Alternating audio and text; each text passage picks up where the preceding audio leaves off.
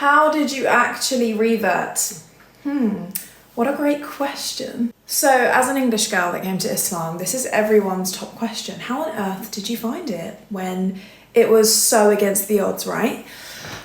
That's a great point. So I will say it was not an overnight decision. This decision I reverted in 2 years ago now, but I started researching it in 2017. So it was about 5 years of researching before I actually took the plunge, for a number of reasons. Number one, the route into it was because I unfortunately went through an illness when I was a teenager, when I was 17. And that made me think about all of the big questions like, what am I doing here? What do I believe in? What's my purpose? It was the first time really that I thought I was plodding along in life and not really thinking about things of substance. I was, of course, focused on my A-levels. That was my life, which it is your life at 17. But that experience just took me out of my setting and changed my mindset completely.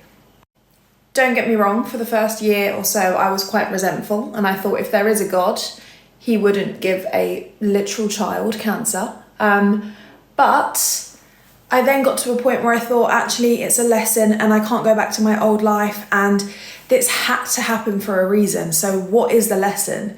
And then I started listening to self-improvement podcasts as a form of, right, let's get back to it, Beth, let's get back on my A game and be productive and like use this as my, okay, I've been through a lot, but let's get to it and be motivated and change my life for the better. So it kind of came from a wave of productivity and motivation, like a winter arc, but an extreme one.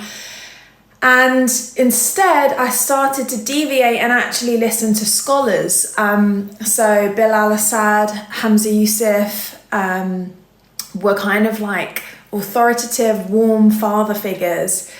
And I didn't really listen to the bits on the Quran. I kind of just listened to their general attitudes on life.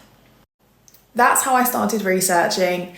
And then I got to a point really 4 years in where I actually knew quite a lot about Islam, and I'd learned how to pray in English first, and then I started trying in Arabic with my prayer mat.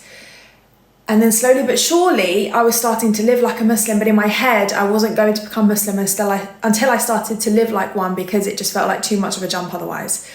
So that's how I got into it. It was slowly but surely, it was very intentional, and it came off of the back of a really difficult time. So yeah, that was the storm that I was in.